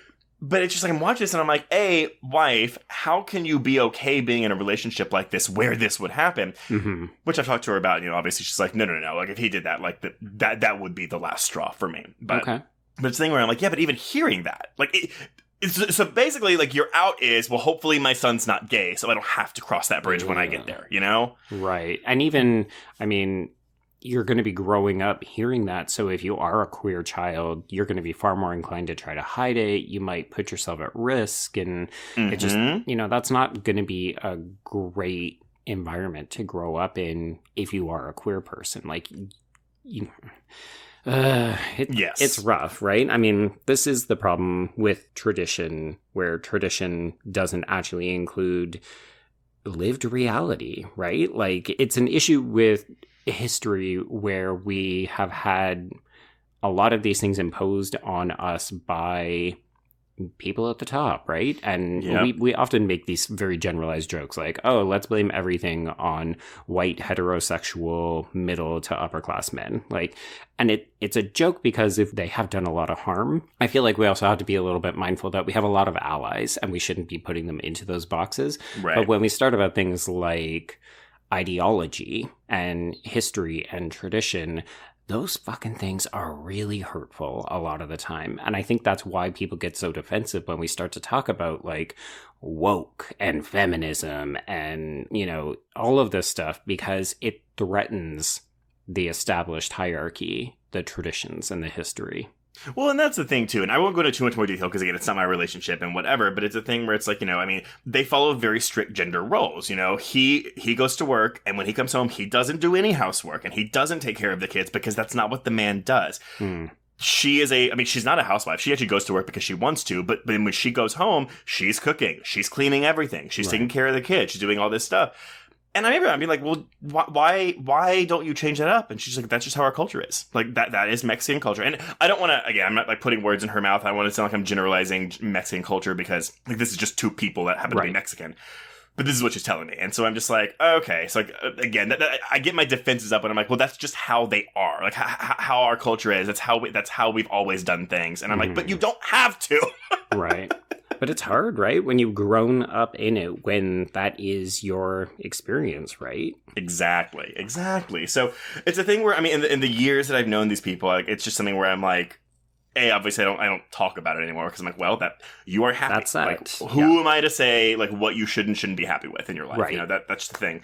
Yeah. But I would be lying if I said it didn't break my heart every now and then. Yeah, I mean, I think that's one of the reasons why it becomes so important that we have people like Escalante making films that gently push back or even forcefully push back on some of these things. I mean, again, he's also just one person, and I'm guessing he probably doesn't speak for an entire culture, an entire group of people, but it's enough that he saw that this was a systemic issue that he doesn't agree with, and he has woven it into this film in a way that I think is subtle enough that people will always understand it, but it's not hitting us over the head like, Jesus Christ, do you fucking get it? And I think that's why, too, after reading this explanation from Escalante, where I'm kind of like, oh, like, I wish you would have done more with this then. I wish you would have explored it. But then when you have that quote where he's like, well, I was bored with this storyline because, like, again, this is not a new story for the queer community. So it's like, I get it, but I still wanted to see more of this. Yeah, it's tricky too, right? I mean, especially as queer viewers, I get tired with queer trauma. Like, I was very frustrated when Fabian ends up, I thought he was dead initially, and then it's like, oh no, he's just comatose and he'll never say another line in this film. Even though he might as well. The only reason he is kept alive is so that Ollie can pull the plug later. Exactly, yeah. And I don't know that I wanted more of that, but I also... We're still at a stage where representation of any kind still feels like a bit of an achievement. It sounds weird to say as we, you know, like approach 200 episodes of this podcast alone, and that's just queer horror. And yet I still get excited when I find out that there's a queer character in a film because I want to see myself and my community represented on screen because it validates our existence and it tells people, hey, even in Mexico, there's queer people that exist. Yep. I don't have anything eloquent to add to that, but you are right. Well, let's come back to this party because I do think that this actually all feeds into what happens next. Because I made my joke off the top where it's like, there's a lot of people who pee their pants in this movie. Mm-hmm. And that's actually what happens now. So we get the introduction of Angel's mother, Graciela, who is played by Andreas Palas. But she arrives to say that the oldest son, Ivan, has peed his pants. And it basically puts a stop to not just this scene, but practically the whole party. Like, the conversation is done, the party seems to be done. And I thought to myself, this is weird. Like, children do pee their pants. It's not that uncommon. And yet, this is treated as, oh, a humiliating event has happened. This child has now brought shame onto the family. Yep. Party is now done. And I thought, oh, that's our first sign of what Angel had to deal with because his mother says, this child can't be out in public. Party done. Well, and that's the thing too, right? Because Alejandra, but both when Angel is using slurs about her brother, and then when this happens to their son, she doesn't really do anything. No, she stands there. But again, it's like, well, because she probably is like, well, no, like that's just the way it is here, right? Well, or you certainly wouldn't say anything in public, right? You might try to raise it later. Like, I love that there's a scene later on where the truth comes out about Angel and Fabian, and Ale tries to do something about it, and instead she literally just sits there as Angel takes a shower. Mm-hmm. Oh, I love that scene and that shot. Oh my god. Cinematography. Again, shout out. Mm-hmm. Okay, so let's actually check in with Veronica and Fabian. So they're actually missing the party because she has taken him to the cottage. And the juxtaposition between the city scenes and the country is like night and day. All of the city scenes are no greenery. It's a lot of concrete. It's a lot of, sort of monochrome. It's a lot of grays and tans. And it's a lot of narrow streets, congestion, people, and so on. And then we get out into this fucking just majestic pasture. There's a gorgeous stream. There's a woods. It only gets scary at night. Yeah. I mean, yeah, it's like this gorgeous little cabin in the middle of the woods with like, in the middle of this pasture with the chimney going. Like, it looks very quaint. It looks quaint, but the more I thought about it as the film progresses, the more it also feels like a witch's cottage from a fairy tale. Okay, I'm glad you said that because I was thinking that the house from Hocus Pocus. Yeah, the house from Hocus Pocus, Hansel and Gretel, like, this is very much the bad place in the movie. It just happens to look picturesque. Ah, but see, it's the bad place because it is open to sexuality. Well, there is that as well. Yeah. I mean, one wonders what would have happened to this story if everybody could have just been honest about what they wanted sexually. Maybe a bunch of people wouldn't have died. Well, they wouldn't have needed the tentacle monster. There is that as well. Mm-hmm. Yeah. So we watch as Fabian. It's so... I don't know. Like, I didn't know whether or not to be excited for him, knowing that he was going to go off and have this super exciting, pleasurable experience. Part of me, as a queer viewer, kind of hoped that we would get to see it. I was actually very disappointed that we don't. Yes. No, I am a little... not bothered, but I am disappointed that the only sex scenes we get with this creature are with female characters. Yeah, like, hope you enjoyed the gay sex, because she done. We don't get any more of it. It was nice enough that we got it at all. I'm not quibbling with that, but just, I was teased tentacle gay sex, and I did not get it. Well, and here's the thing, right? Because we, as far as we know, Fabian has sex with this thing twice. The first time to make him like want to do it again. Yes. And the second time when he ends up in the ditch. Yes, which would have looked like a rape anyway, so I don't need to see that. No. Especially if now we're going with the idea that he was forcibly making this thing have sex with him when it was not ready to do it. Yeah, oh boy. Okay, let's put that in a pocket for now. Okay. Okay, so we watch as Fabian goes off and blah, blah, blah. Okay. So presumably the experience is good because the next scene is at a dance club and our four main characters are there. So this is actually the first time we've seen all of them interact, and it is fascinating. So we've got Fabian and Veronica on the dance floor, And Ale gets kind of like drawn in, and they're having, it almost looks like a sexy threesome, except that two of them are siblings. They're just having a good time. And the whole time, Angel is just sitting off in the corner, either looking like he's been left out of the party or like he's completely disgusted with what he's seeing. And I could not figure out what was going on with his face. Yeah. Eye acting. There you go. It's really good. Like, it's subtle because it could go either way. They being Fabienne and Angel, they have this encounter in the bathroom where Angel is so desperate to keep Fabienne in his, like, periphery that he ends up, like, trying to follow him, and he, like, pees all over the wall as Fabienne's trying to get away, because, of course, Fabienne's just had a great sexual experience. He doesn't need Angel anymore. Oh, his eyes are open. He realizes he doesn't deserve this kind of relationship, which that sets off Angel bad. Yeah, so we get a second bar fight, under the auspices of protecting Ale's virtue from men that are dancing with her. And this is the first sort of brick in the wall to come out. He ends up following, like, they get into a fight on the way home, but he is very much trailing her and trying to speak with her, and she is not engaging. And it starts to get a little physical, but she pushes him off. So, yay for you. One time. It's the baby step towards, saying, no, I'm not going to accept this behavior anymore from you. Yeah. Okay, so we see her the next day. She works in her mother-in-law's candy shop, like in a candy factory. So you're just like, oh, shit. She doesn't even have the means to be self-sufficient because she is reliant on his family for money. Yeah, which that actually does make more sense as to why she doesn't stand up for herself more. I mean, if she's even thought of it before now, but she is thinking about it now because this whole scene exists to have her say, I don't know if I can be with him anymore. Maybe I need to think about taking the kids and going. And I love that this scene is literally followed by an identical scene in which Fabienne says, hey, Angel, I'm not going to stick around for this anymore. This relationship is over. And the whole time he's saying this, I'm like, good for you. But then I'm also like, oh my God, get away, get away, get away, right? Get away. Did you expect violence? Yes, absolutely. Yeah, I did too. But Angel is quote unquote smarter than that because they're in a public place. Yeah.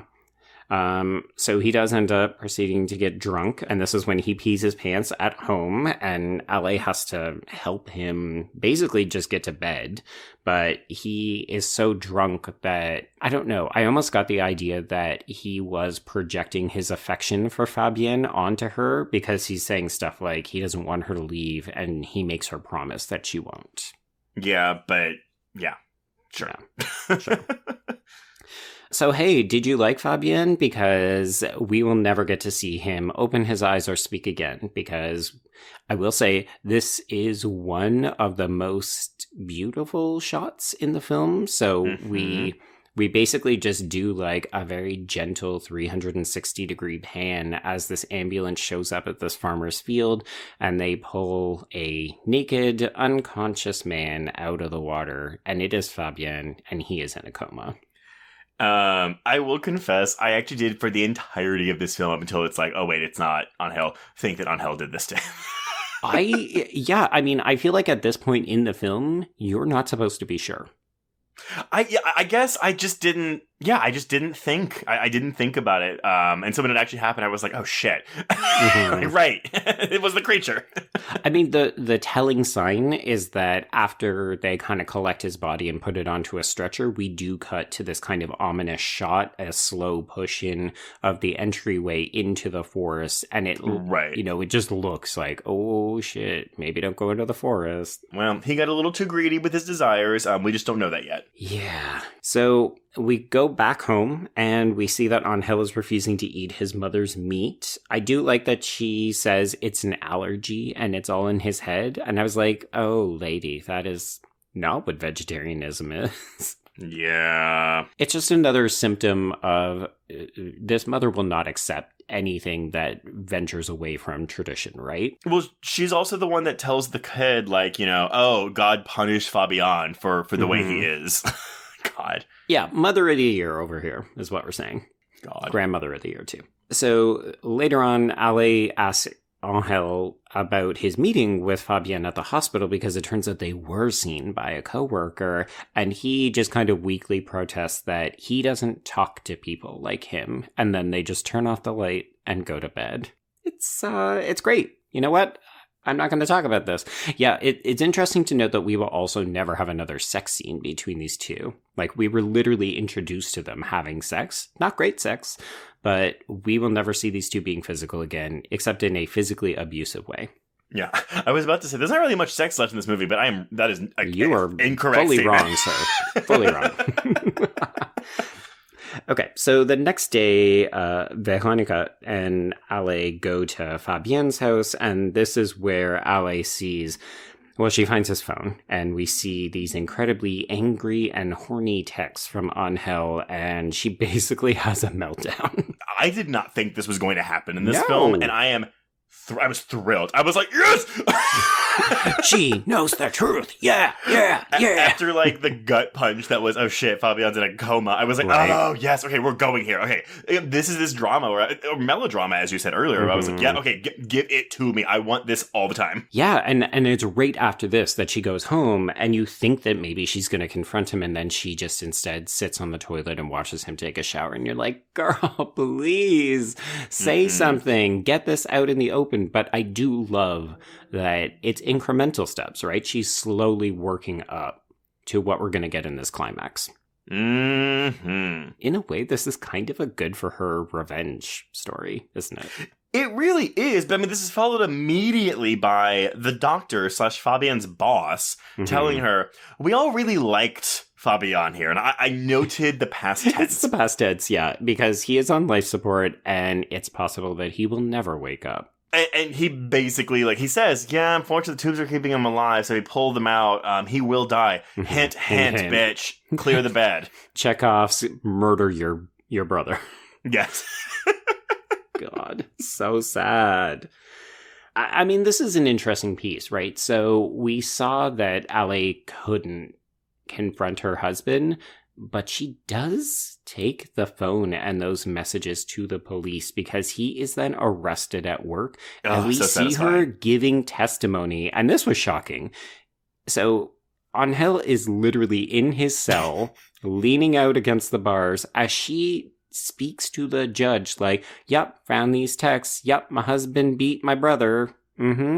Please lock him away. Okay, I'm glad that you were surprised by that too, because at first I was like, well, is this how this happens sometimes? And like, I just didn't know. But yeah, because it holds off on showing you that he is right across the room behind bars, staring daggers at her. Not even a room. Like, they could reach out and touch each other. Yeah. They are so close. This is not a courtroom. This is barely a room. This is like, it's like they set up the desk in front of the cell and said, okay, let's have a little judicial system right here. Can you imagine when they're setting it up? They're like, this looks like a good place for this desk.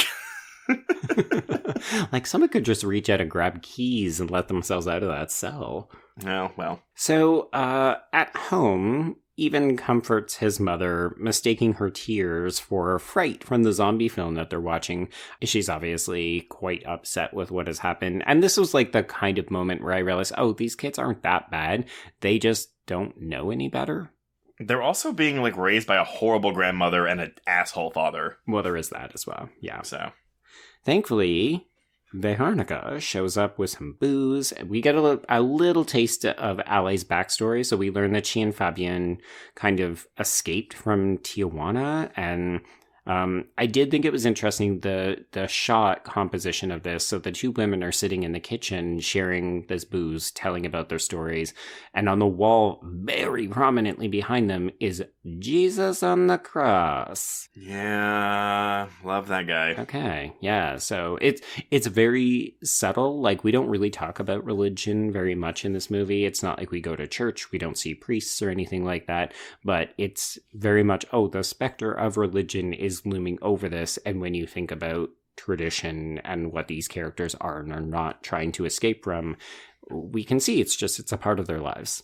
Well, yeah, I think most audiences, especially Mexican audiences, will be able to pick that up because, yeah, that just, I mean, I think Mexico is predominantly Catholic. But yeah, just very religious people. Yeah. So I took note of this because we get it in a bit of a close-up shot. We see Veronica caress Ale's hand and her face, and it feels comforting, but it also feels sexual in a way. And she's technically reassuring Ale that she hasn't done anything wrong, but you're also like, oh, Fabienne's out of the picture. Shit, she's moved on to the sister. I mean, at this point, too, anyone that fucks this creature is queer, because even though it's not sure. like... add a letter to the LGBTQIA. Is it? Tentacle fucker. Yeah, we can't put in another T, so it's got to be like... Oh, I guess we already have an A. E, extraterrestrial enthusiast. Yes, I love it. The E is for extraterrestrial. Well... Oh my god. Oh man, the people that hate that acronym, meaning all those straights, are going to get so mad about that. Call GLAAD, please. We're going to add it. Yeah, everybody please make sure you add it when you use your hashtags, and let's make it happen. So basically at this point, Ale, like, oh, we go for a picnic out in the wilds, and this is when Ale goes off to the cottage, and so we get these interesting sets of scenes where the Vegas brew tea for her to relax her. To drug her. Basically. The man inspects her teeth because we learn that he's a scientist, but his wife describes him as a brute. And I was like, the machismo, just okay. There are no redeemable male characters except Fabian, and he's in a fucking coma, apparently. Yeah. So then we get this image of clouds, and the male scientist clarifies that her experience will be hallucinatory, but that she shouldn't be scared or panicked. And then we're gonna follow a dog, Trace. Mm-hmm, we sure are.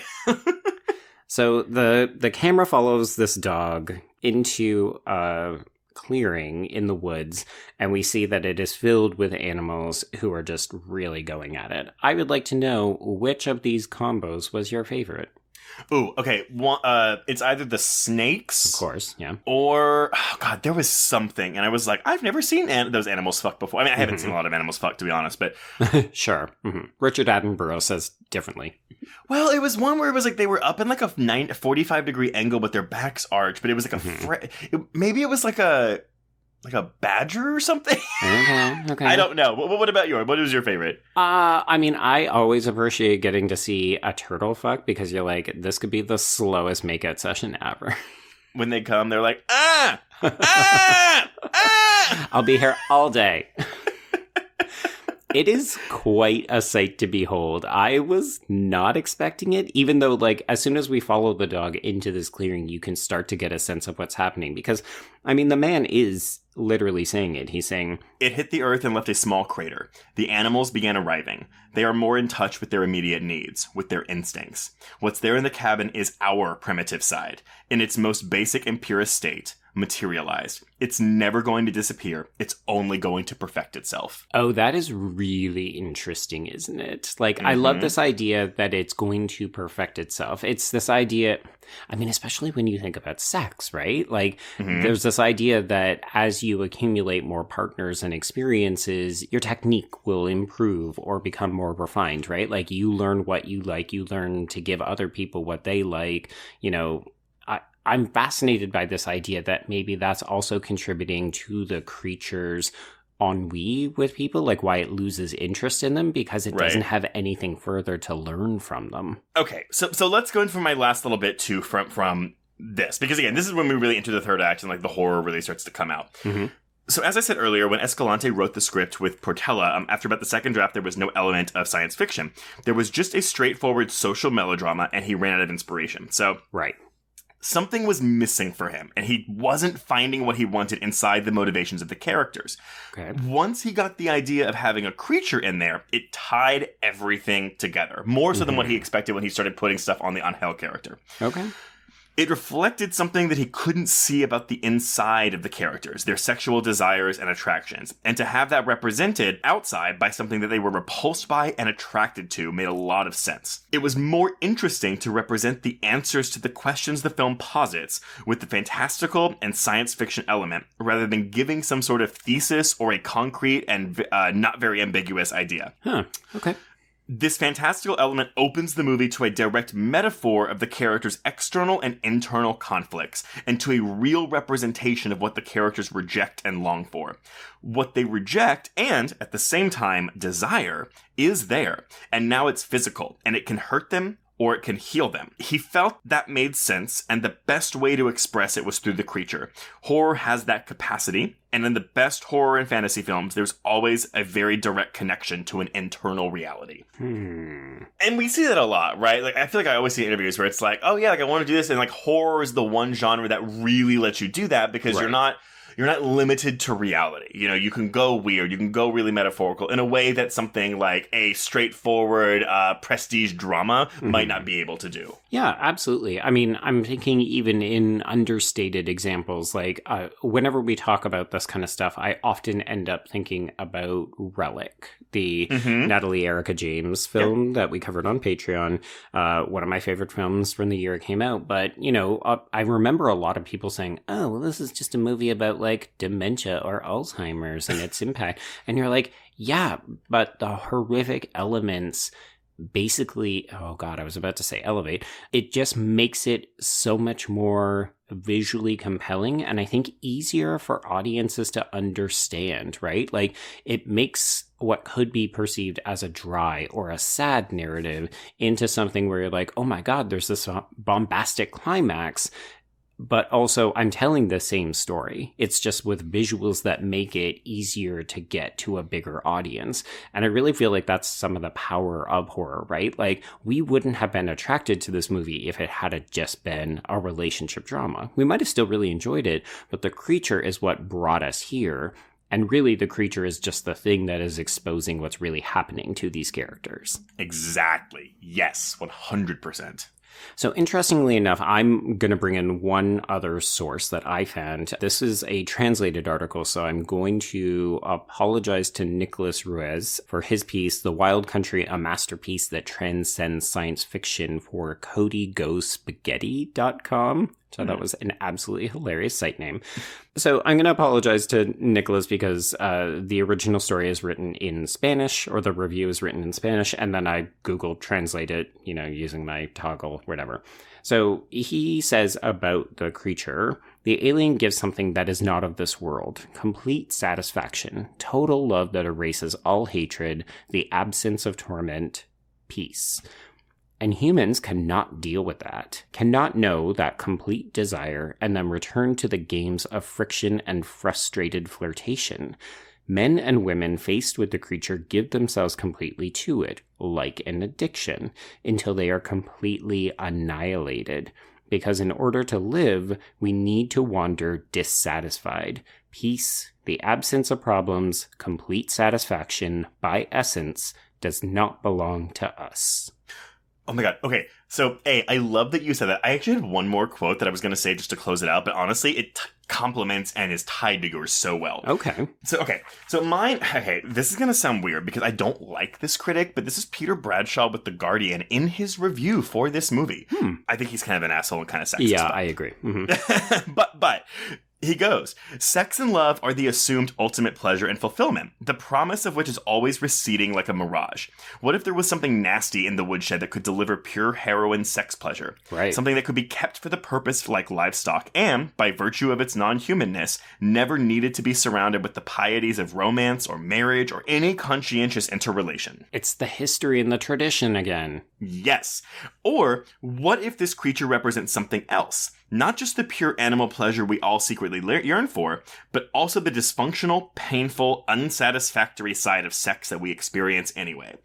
Such a creature would be very dangerous. So this is one in a very literal and figurative sense. Its huge python tentacles slither into every orifice, creating an unforgettable addiction that makes anything else the characters happen to be doing with their lives seem bland and unreal. Yep. This film is a very sly, subversive, and disturbing black tragicomedy about a universal secret addiction. And it is that part about, you know, the addiction that makes everything else in their lives seem bland and unreal. That connected with me the most. Yes. Because, again, that's going back to that conversation about ecstasy sex, right? Like, if you have sex with ecstasy, normal sex will never be satisfactory for you again. Don't cross that threshold.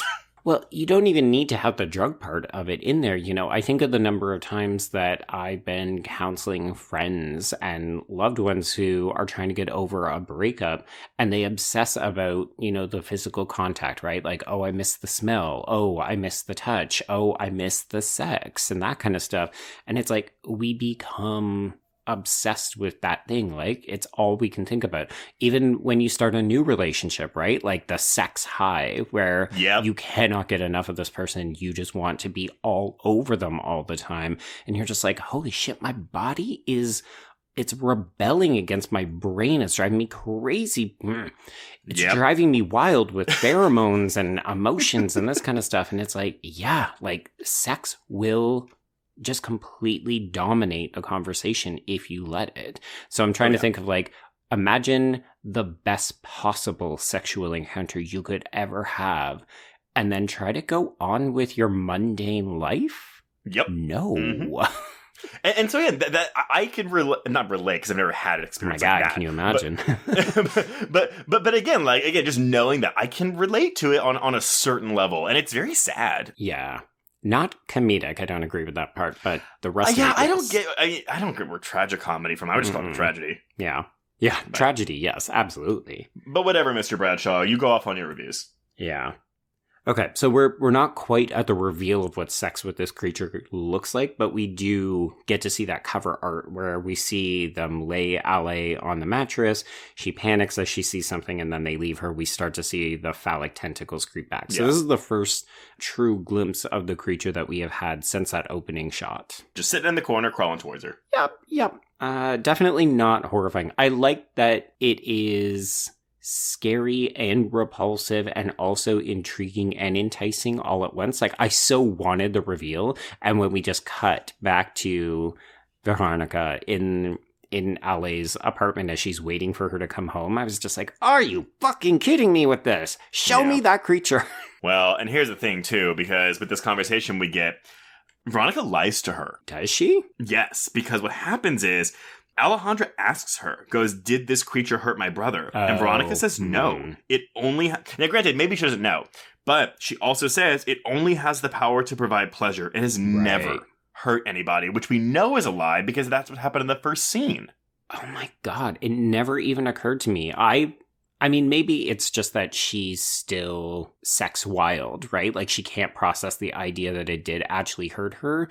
Or maybe it's a conflation between sex and pain, pleasure and pain. Well, but yeah, you're right. That's where it gets weird. I mean, so on top of like Marta and Senor Vega like drugging her, like, no. She's already entering into this willingly. Why are you drugging her? So that immediately makes this a bit non-consensual to me because she does not have all the information and she is under the influence. So I don't disagree with what you're saying because the drugging is absolutely not right and she didn't consent to it. I read that as they do that for the first encounter so that the panic isn't so bad that it does hurt you, because that's how I read what happens at the end. Because I think Angel dies because he was not willing, he was scared, so the creature kills him. Oh, you know what? I will subscribe to that theory to get rid of my issue. I mean, no, it's still an issue because they still drug her without her giving her permission. Yeah, that does make sense. Yeah, so it's also interesting because it was weird to me that Ale knows that this is what happened to Fabienne, and this, whether she knew she was lying before, she definitely realizes that Angel had nothing to do with his injury, but also she's still willing to go back. So we know, okay, wow, she has been affected by this creature where her brother was injured by it, and yet she's still saying, well, I'm gonna go back for round 2. Well, I mean, because that's this thing is so good at fucking that you can't resist it. I mean, it is like the best drug you've ever done, and you just can't stop. Yeah. So speaking of can't stop and totally fucked up as a result, we follow Veronica as she goes to a party, and she passes out at this party in the middle of a couch full of people. And we see her pee her pants from a POV shot from under her skirt. And it is fascinating because I couldn't even tell, is it pee? Was she having vaginal juice? Yeah, like because the colors don't look right.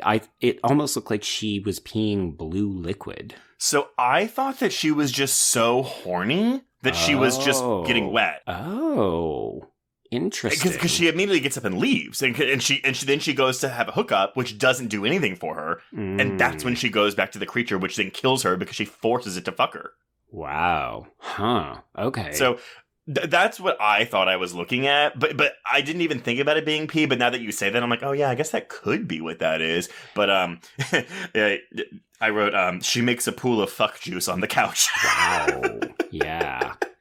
It was interesting because I know we've raised this film a couple of times. It's not exactly one of our favorites, but there is so much to talk about it when we get there. But this scene reminded me a lot of Thelma. I could see that. There is, I feel like I say this a lot but like for these types when films are shot this way, it's very cold. Like it's a very cold and distant film, and I do get that from Thelma, and also a lot of Von Trier. Yeah. Because we're talking about people who are dissatisfied, and it ends up getting reflected in things like the geography, but even the color aesthetic of the film a lot of the times. And yeah, as you said, like even in like the scenes in Mexico, I'm sorry, it's all in Mexico. In the scenes in the city, like yeah, it's just very bland and drab. Like none of this, like the most excited and like lively I felt during those scenes was at the club. Yeah, for sure. And even that, it's like, I love the way that the non-diegetic music fades into diegetic music in that scene. I'm a sucker for that shit. Oh yeah. So, needless to say, something is going on with Veronica. If nothing else, she's jealous and I think a little bit dazed. Like she's if you want to keep the addiction metaphor going, she's going into withdrawal, I think. Yes. Oh, yes, that's good. So she tries to go back up to the cottage, and the old couple tell her that things have actually gotten a lot better since Ale has arrived, and that she kind of needs to, like, take a time out and go figure her shit out. So she gets on her bike, and she ends up leaving. So then we cut back to Ale, and this is when she discovers that her mother-in-law, Graciela, is actually holding her sons hostage. Like, it's not quite so dramatic, but basically, Grandma has locked the boys inside of her house and is refusing to give them up because she thinks that Ale isn't able to take care of them by herself. So Ale just fucking breaks this window and takes the kids back. I know we're like going towards the end, so just really quick though. We were also forgetting the fact that she did bring her kids to this cabin once so she can go fuck this creature, which that to me, I was like, that's addict behavior right there. Oh, I know. As soon as the first time when she left them with Veronica and like we're just having a picnic out and she's like, okay, bye kids, I'll be back in an hour. Then I was kind of okay with it. But, because childcare issues can be difficult. But then the next time it's like she fully just leaves them so that she can go and fuck the monster. And you're like, no, ma'am, you can't just leave your young children to play in the open without any kind of supervision so you can go fuck.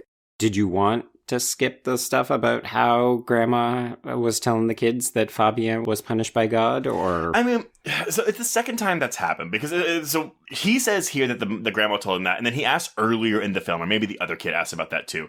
I don't really have a lot more to say about it, other than that it's just really shitty, and like, this is something that us, especially gay men or effeminate gay men, deal with a lot. I'm sorry, the queer community in general deals with a lot, but like I'm speaking for myself here. Right. It's really shitty and I hate it. I don't like it's not triggering to me, but like it's very upsetting. Yeah, it's one of those things where it's more pervasive than I would expect to hear, and when you see it come up in a film, it's actually very confronting because you think, oh, okay, cool. What I'm more interested in just like touching on is the reaction that Angel's parents have when they bail him out of jail. Yeah, we'll get there. So we are up finally to the fucking. And Trace, my notes literally just say, whoa, because you have in mind what you think this is going to look like, or you think, okay, well, we'll see something, right? Like we'll see a tentacle wrap around an arm or like caress a face or something. Oof. You don't expect to see a woman lifted up into the air and just be penetrated in every orifice all at once. It's in her pussy, it's in her mouth, it is. And y'all, if you have not seen this movie and you're really curious, this is on the dot at the 74-minute mark of this movie. Like 74:00:00. Yeah, this is basically a Little Kim song come to life. This is my pussy and my crack. Yeah, it's... This is your visual climax of the film, and honestly, it is worth it. It is... Yeah. And I know, right? Well, it's just, I also think that the creature design is really fascinating. All of these tentacles have kind of mouths to them, and that's where the Cronenberg reference really comes into play for me. But it doesn't feel like it's just bunko David Cronenberg. Like, the design of the creature is really... It's novel and unnerving, but you could also understand why people would get sucked into it, because... It's basically just finger probes, and so many of them that they can caress you and touch you everywhere at once. Yeah, I mean, this is like... I imagine this is what people who really get off to ASMR feel like when they listen to whispers. Oh my god, what a weird thing to say. What an uncomfortable thing to say. I will say, I was uncomfortable. Like, I was okay with it, and then when I saw the probe go...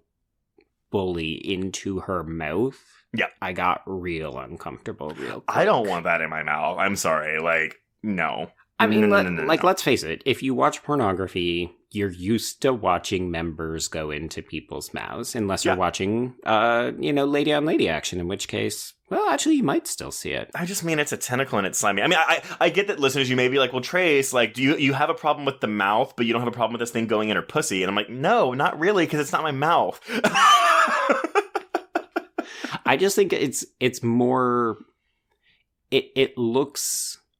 God. I can't taste anything with my below-the-waist orifices. That is very true, yeah. I think for me, it was just... It's so deep. And I know, again, hilarious, haha, but it looks... Yeah, it's just really uncomfortable. I don't know why I had such a problem with it. I'm very curious to know if other people found this erotic or if they were turned on by it. Wait, did you see? I don't know why you have a problem with it, because this is a tentacle alien monster fucking a woman. I mean, let's be honest. I have seen some hentai, so I have seen this before. I don't know why I'm so bothered. Really? You don't? I don't know. You're kink shaming now. Well, that's the thing, is I don't want to yuck somebody else's yum. It's a movie. We can get over it. If your real life friend actually has this happen to them, then you can have that conversation with yourself. Oh my god, yes. The funniest thing happened to me on the way home from the bar. I totally fucked this tentacle monster. It went everywhere. This sex has everything. Okay. Yeah, it's a lot. Let's move on. Okay. No, I was trying to do a Stefan joke, but okay. Oh. So, ironically enough, she gets this deep, deep lovin'. It's great sex. And then she says, I'm going to go to the hospital and kill my brother. Yep. I can only believe it's because she's like, well, he'll never experience something like this again, so he might as well be dead. Yeah, kinda. We do hear earlier from either Mr. Vega or Veronica that it sort of creates a bit of a daze where, like, you just don't care as deeply about things. So it's possible that this is just allowing her to get over her grief and say, okay, if he's never going to wake up, then there's no point to this anymore.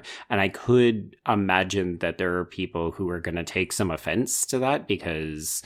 I mean, this is euthanasia for sure. Yeah. And there's no guarantee that he wouldn't have woken up. Like, she is definitely making a decision that's against his consent. Yeah, I think I didn't bring this earlier because I don't know if I really have a lot of evidence for this. But with the treatment of the Fabian character, I know obviously by hearing and reading Escalante's quotes that he is empathetic towards the queer community. But my thing is this.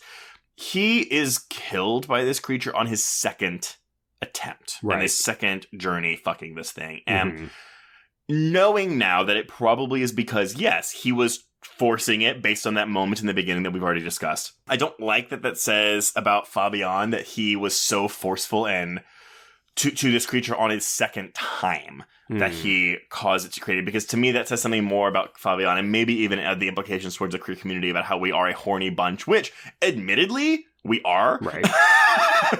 But we're not a rapey bunch. And so, I mean, again, it might be a stretch to even say this. I'm not really bothered by it, but the more I think about it, the more I'm like, well, we're robbed of an entire, like, I want to say 50 minutes, maybe it's 40, of the end of this movie with this character because of this decision. Mm-hmm.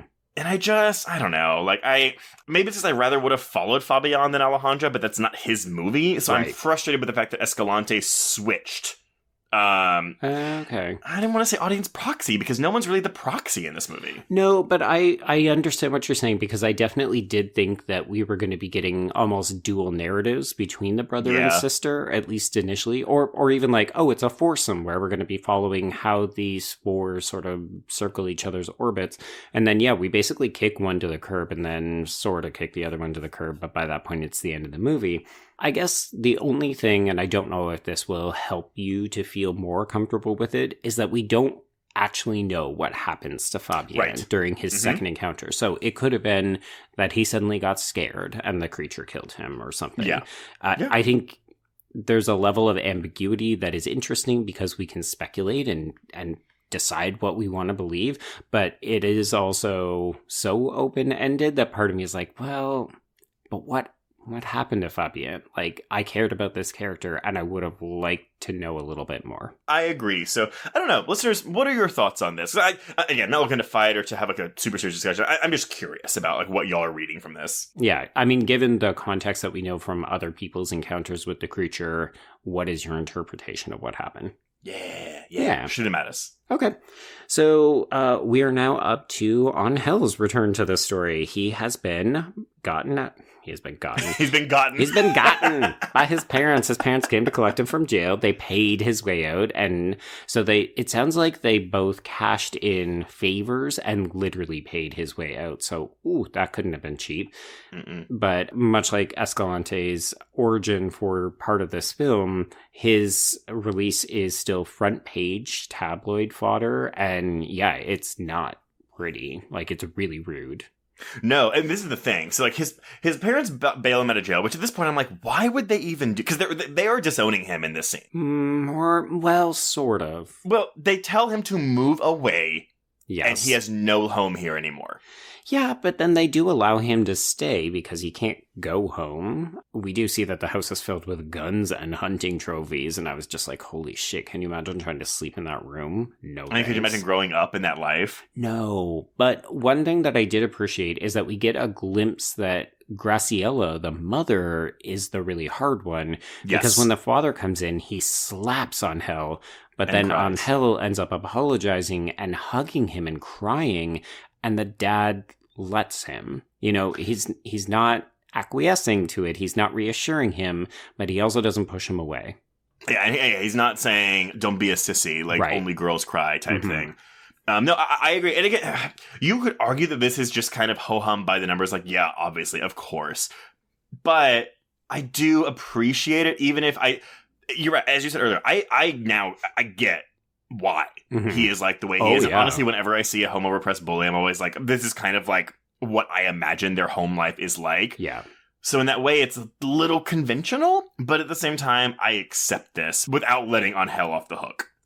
Yeah, this was one of those things where I wondered, too, if it would resonate a little bit more for us if we had the cultural connection to it. Like, I wondered if we had grown up in Mexico, if we would be like, holy shit, I can't believe this movie is doing this, because it's less familiar. Like, we have seen these stories fairly frequently, particularly in the last couple of years in North America, but this felt new to me because it was coming from a Mexican context. You know what? That's actually a really good point, and you may be onto something there. I couldn't speak to it because I don't have a large knowledge of Mexican-specific cinema, unfortunately. Yeah, I mean, like, all of my experiences with Mexican cinema has been primarily with those cultural stereotypes, like the machismo and we don't talk about things and so on. Yeah, exactly. Yeah. So, okay. Anyway. So we get a brief little moment with Veronica. It's kind of her last big Hail Mary in this film. We see that she has moved away. She has met a boar hunter at a diner for dinner, and they're not having a great date, but they still fuck. And I gotta say, wow. She's bored. She is bored. Boy, yeah. This is not doing anything for her. He even comments on it. He's like, we both want to be here, right? I was like, oh, God, I'm so sorry. appreciated that, though, because compared to how Angel handled his sex scene with his fucking wife at the beginning of this movie, where he just like, I'm gonna fuck because I want to fuck and I want to get off and I don't care about your pleasure. I appreciated that we got this guy who says, hey, you're not into this. Do we want to keep going? And then she ends up asking him to stay, even though he's basically like, we just had terrible sex. What are you talking about? No, but it's because she's afraid that without someone to stop her, she will go back. Yes. And again, that broke my heart. And unfortunately, that's exactly what happens. Yeah. The pull is too strong. So but first, we got to have a reunion. Indeed, yeah. So Angel comes to LA. Well, I wrote in my notes, he comes home, and then I'm like, not really, because she's living at the commune now because she gave up that house because clearly she could not afford to pay for it. Mm-hmm. So this is an interesting scene because I thought, how is he going to approach this? And initially he says that he wants the truth, right? So he knows that she didn't tell the full truth and it ended up landing him in jail. But then he says that he's open to forgiveness, but he wants it from her. Like, he doesn't want her to forgive him. He's like, no, I forgive you for what you did. And it's like, oh God, dude, you still don't understand that you are shit. He's back to being a huge piece of shit. Like, he is the worst. And he still wants to make their life work, their marriage work, even though he is gay. Yeah, this was one of those like, oh, your mom got to you, or you were reminded of what your quote-unquote tradition and responsibilities are meant to be. Yeah, so he says that they can take the kids and that they can go. She tells him that she's happy for the first time in a very long time, so he beats her and then tries to shoot her. But accidentally shoots his leg, and the way that this is done is so... Like, I had to rewind it, because I was like, wait, what just happened? Because he's got like this fucking little gun, which he was contemplating dying by suicide with back at his parents' house. But it's like, I kind of love it because this is going to sound stupid, and I apologize to people if they find it offensive, but it looks like a woman's gun, right? Like it's the tiny little pistol you would put in a clutch or something. So I was like, oh my God, he's got an emasculated gun. And then he fucking shoots himself in the leg. Yep. And that will, it's not quite the end for Angel, but it will be. I mean, it sort of seals the deal because he can't fight back because he's bleeding out. So Ale just packs him up in the truck, and we get another gorgeous shot of her driving in a bird's eye perspective over top of the forest. She drags him to the cottage. We do see that Veronica's motorcycle, like she has to go by it, but she doesn't really seem to notice. And then she has difficulty getting into the cottage, and it's because, shit, Veronica is dead.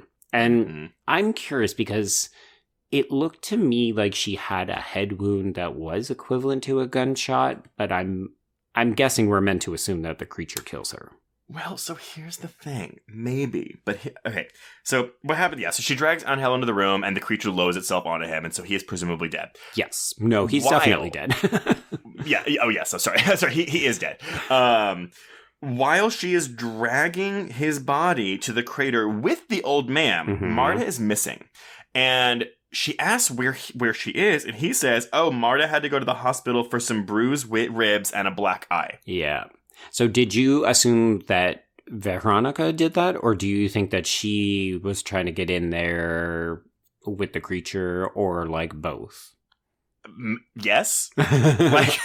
Or did he do it to Marta because he was like, don't go in there, like, you know what's gonna happen. Like, I don't know. I don't know what happens. And this ending is so ambiguous about that I was frustrated at first. Now I'm kind of like, well, whatever. Like, I don't know. I don't know what I want to subscribe to, but like, right. It is what it is. Like, we were unfortunately only seeing what Alejandra can see at this point. Yeah, and folks, like, if you have not watched the movie and you're just listening to us and you're maybe confused, this is literally the end of the movie. So yeah. Well, okay, there's one final scene where Ale goes to pick up Even from school, and he's like, hey, you've got blood on your shirt. Credits. Yeah. Which is fine. I don't even need that, but whatever. I think it's important to see that she like goes back for the kids and so on. But. Yes. No, but technically outside of that, but the last line of the film. Yeah, her and the guy dump Veronica and Angel's bodies into the crater where the animals are fucking. And she just looks at it and goes, wow, the bodies are really piling up. Cut to black. Yeah. So I think the most obvious reading of this is that Veronica went in there in a last-ditch effort. She tried to fuck the creature. Marta went in to try to stop her, or before she could even get in there, Marta tried to stop her, and Veronica was like, bam, bam, like, beat you up. And then, yeah, the creature killed her, and this is what we get. But I was intrigued by this idea that the bodies are really piling up, because that suggests that there are more than 2 bodies down in that crater. And maybe we could just be referring back to Ale's brother, right? Like, that's a 3rd body. Yeah. But I kind of want to go back and check when those animals are fucking. Are they fucking over top of bodies? It's so weird, right? Because technically it's the last line of the movie outside of that fucking kid. Mm-hmm. But it's one of those things where when it happened, I was like, huh. So that means something. That is supposed to signify. If you are ending your film on that line, there's significance there. And I don't know what it is, to be honest. I don't know what it is. So I can take a stab at it, if you like. Mm-hmm. I think it comes back to the 2 quotes that we talked about, where it's like, human beings can't function this way. Like, we can't just live in a blissed out state of sexual euphoria. We're not programmed that way. Like, we need the unhappiness. How would you ever go back to your mundane life?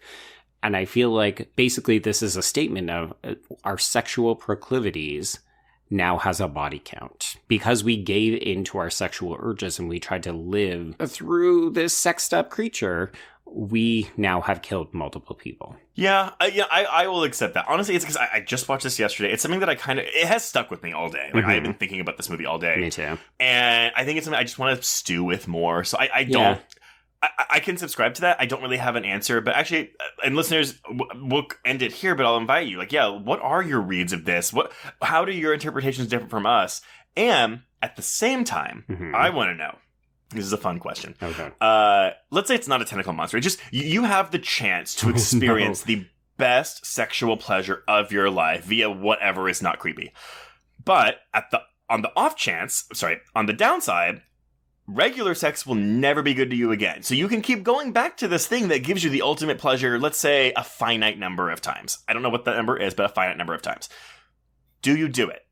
Or do you just say, fuck that, I want normal sex to feel fine to me for the rest of my life? No, you say, don't fuck that, because I have to have regular sex for the rest of my life. Exactly.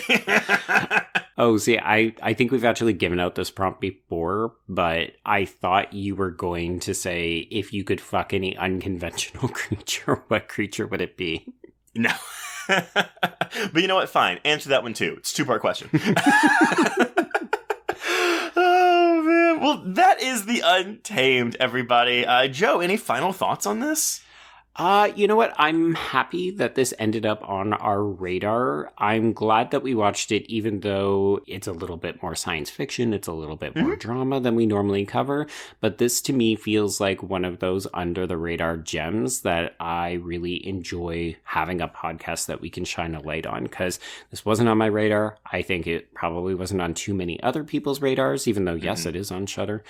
But at the end of the day, I'm happy to have watched it. And yeah, I'm probably going to sit and stew thinking about it for a while longer. I agree. Yeah, this never heard of this movie, didn't know what it was. Very glad I watched it. I'm interested to see the responses we get before this episode drops from people that are watching it for the first time and being like, what the fuck did y'all make me watch? I love it when we do that to people.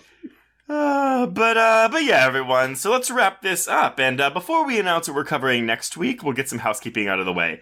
If you want to get in touch with us, you can reach us on Twitter and Instagram at HorrorQueers. Join our Facebook Horror Queers group to hang out with other listeners. Find us on Letterboxd to keep track of all the films we've covered. Go to our YouTube channel to look at our interviews with queer horror filmmakers and monthly hangouts where we talk about random horror topics with our peers.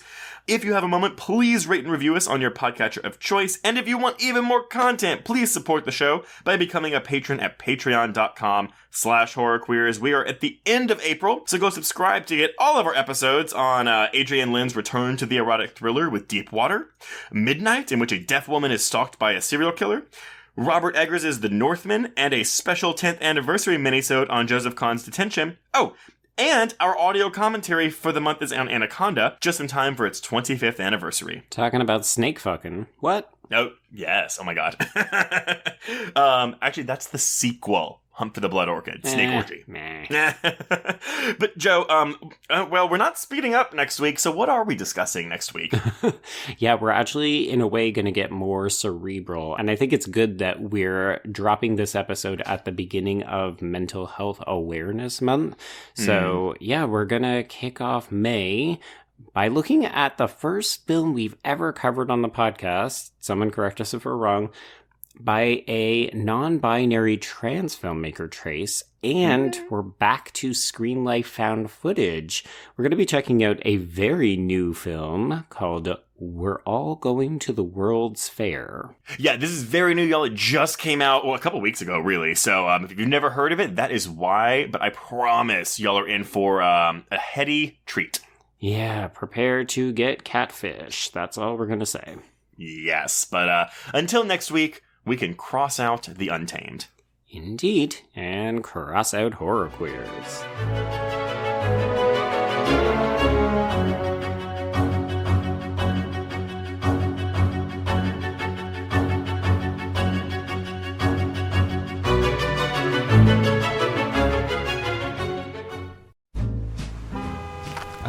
Atlas Avenue, a long stretch of road that encompasses everything the city of Kennett Heights has to offer. Neon lights, traffic, crime, the hustle and bustle of everyday life, and the craziest of characters. My office was above it all. My name is James Locke, and I'm a PI. Hello, Mr. J. How the hell you doing today? Good, Edith. Nearly every year I have a new case. New people to meet, new clues to discover, and new problems to solve. But I do it the old-fashioned way. No technology. Nothing post-1950. Hell, I don't even listen to podcasts, but you should. Atlas Avenue Beat is a spoof of the film noir genre with goofy characters, tons of wordplay, and non-stop raunchy humor. There's also 3 whole seasons out right now with more on the way. Just search for Atlas Avenue Beat wherever you listen to podcasts or visit us online at bloody.fm. Hello, I'm Shelby Scott, the host of Scare You to Sleep, a podcast where I tell you spooky bedtime stories full of creepy sound effects and music that is soothing yet unsettling to help immerse you into a world of horror. This is a show for those of us who have realized horror can be a strange but relaxing escape from reality. Speaking of escapes, sometimes I lead you through guided nightmares, like a guided meditation, but instead of flowery meadows, I take you on a journey through your own personal nightmare. So come get lost in the terror with me. Listen to Scare You to Sleep wherever you listen to podcasts, or find us online at bloody.fm. Sweet screams.